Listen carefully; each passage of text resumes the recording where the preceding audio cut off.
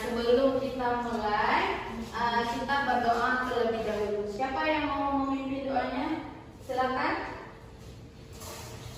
Sebelum memulai pembelajaran hari ini, alangkah baiknya kita berdoa terlebih dahulu. Doa dimulai.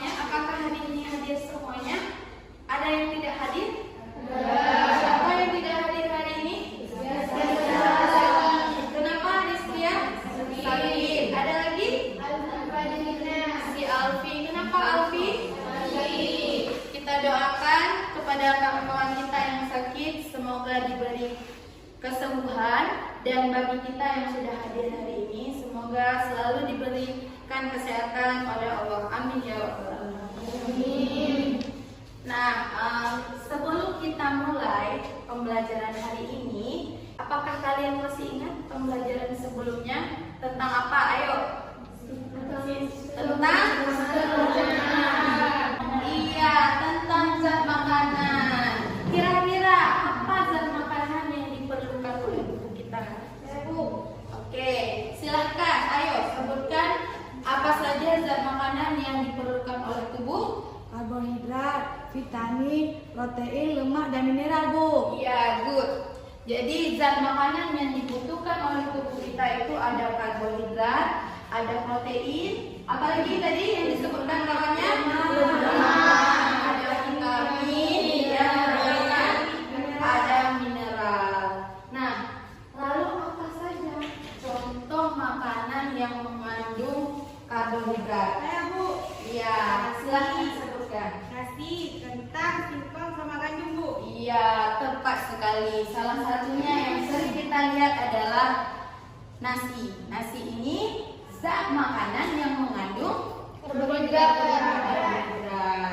Nah, anak-anak semuanya silahkan perhatikan ke depan. Apa yang muncul di depan? Gambar apa? Ada 3 orang yang lagi makan. Makan apa kira-kira? Bisa lihat? Makan pizza. Nah, kalau kita lihat setiap proses pencernaan itu dimulai dari mana? Mulut. Mulai dari mulut. Berarti kita memasukkan makanan ke dalam mulut. Lalu di dalam mulut apa yang terjadi kira-kira? Oke, di dalam mulut makanan dikunyah oleh siapa? Gigi. Oleh gigi. Benar sekali. Nah, ini kira-kira kenapa makanan yang kita makan ini harus kita kunyah dulu sebelum ditelan? Siapa yang bisa menjawab? Silakan Elena. Agar makanan yang kita makan hancur dan mudah dicerna dan diserap oleh tubuh. Iya, tepat sekali. Jadi agar makanan yang kita makan hancur atau halus sehingga mudah dicerna dan diserap oleh tubuh. Oke. Nah, jadi untuk mengetahui bagaimana makanan ini dicerna dalam tubuh kita, hari ini kita akan mempelajari tentang organ pencernaan pada manusia. Tujuan pembelajarannya melalui kegiatan PBL, Problem Based Learning, peserta didik diharapkan mampu yang pertama memerincikan organ-organ dalam sistem pencernaan. Kemudian yang kedua, menelaah fungsi organ pencernaan. Dan yang terakhir, menelaah proses pencernaan secara mekanik dan kimiawi. Nah, proses pembelajaran hari ini kita menggunakan model PBL. Nanti Ibu akan mengelompokkan kalian menjadi 3 kelompok. Ini kelompok berapa? Kelompok 1. Yang ini? Kelompok 2. Yang ini kelompok berapa?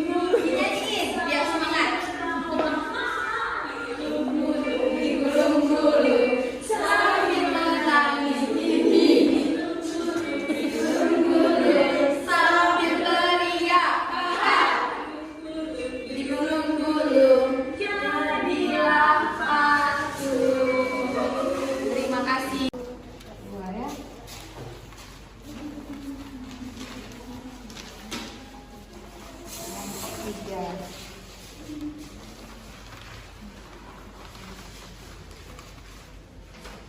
terima kasih. Silahkan kembali ke tempat. Setelah menulis nama kelompok itu pada halaman depannya. Kemudian kalian bacakan petunjuknya. Coba lihat halaman 2. Dibaca ya semuanya petunjuknya. Anak-anak, jadi dalam pengerjaan tugas LKPD, kalau memang nanti ada kendala, silahkan tanyakan ke ibu. Kelompok 1, di mana ada kendala? Apa kira-kira kalau kita makan apa yang terjadi? Tersedak. Kenapa kira-kira bisa terjadi tersedak? Ayo. Ya, makanan yang kita makan masuk ke dalam rongga pernapasan. Makanya kalau kita sudah tersedak, pernah nggak nasi itu bisa keluar dari hidung? Karena rongga pernapasan kita sambil berbicara akan terbuka. Silakan dilanjutkan. Ibu akan penilaian keaktifan kalian di dalam kelompok. Jadi ibu menilai ya siapa saja yang aktif dan tidak aktif.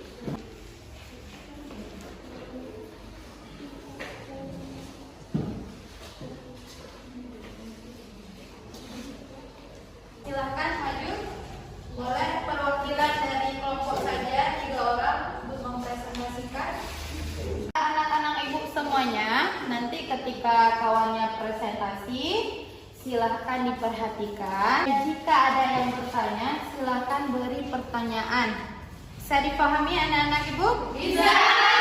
Saya atas nama Syifaul Azkia sebagai moderator, dan sebelah kanan saya Amalia Usana sebagai kesimpulan, dan sebelah kiri saya Salsabila sebagai pemateri. Merupakan tempat penyerapan sari makanan dan tempat terjadinya proses pencernaan yang paling panjang.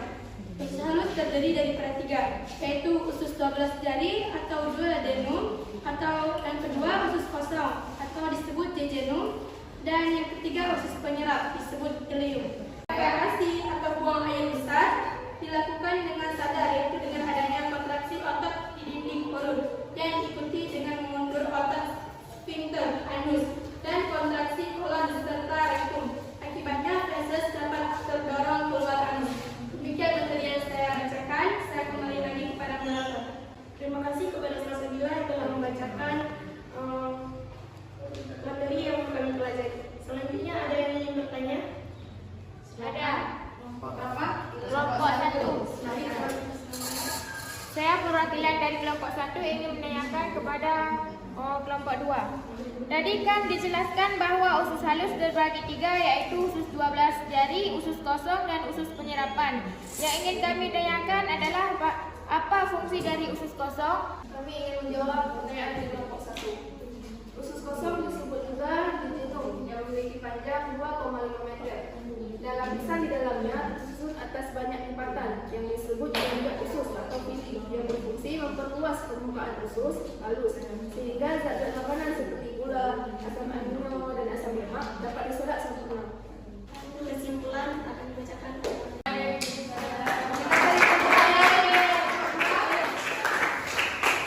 Terima kasih. Silakan kembali ke tempat.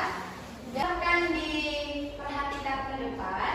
Ibu akan menjelaskan tentang organ pencernaan pada manusia. Jadi organ pencernaan ini terdiri atas rongga mulut, kemudian kerongkongan, kemudian ada lambung, ada hati, kemudian ada kantong empedu, usus halus, usus besar, rektum, dan anus. Proses pencernaan ini terjadi secara mekanik dan kimiawi. Tadi kalian sudah tahu kan apa proses pencernaan secara mekanik? Proses perubahan makanan dari bentuk yang besar menjadi bentuk kecil atau halus, umumnya terjadi di mulut, di esofagus, dan di lambung. Proses pencernaan secara mekanik ini melibatkan alat pencernaan. Mekanik itu apa? Mesin ya. Jadi melibatkan alat pencernaan atau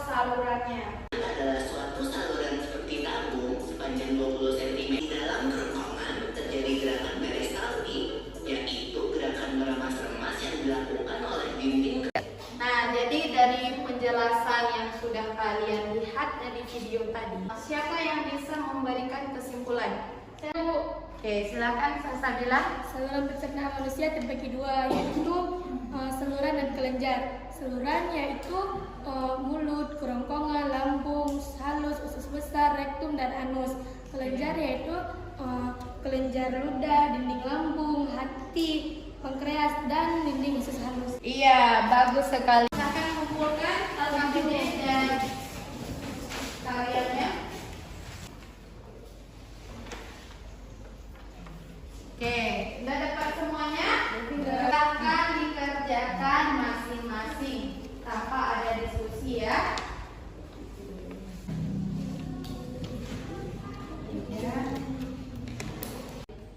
Nah, tanpa terasa proses pembelajaran kita sudah berakhir. Nah, namun sebelum kita tutup, Ibu mau tahu dulu bagaimana perasaan kalian setelah mengikuti pembelajaran hari ini dengan Ibu. Siapa yang bisa memberikan refleksinya? Saya. Silakan.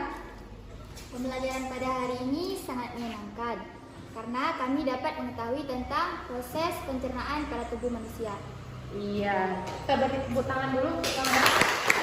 Nah, untuk selanjutnya tentang kelainan dan gangguan pada sistem pencernaan. Bahkan kalian bacakan sebelum kita masuk di pembelajaran berikutnya. Sebelum kita tutup pembelajaran hari ini, mari kita baca selawat untuk mendapat keberkahan. Allahumma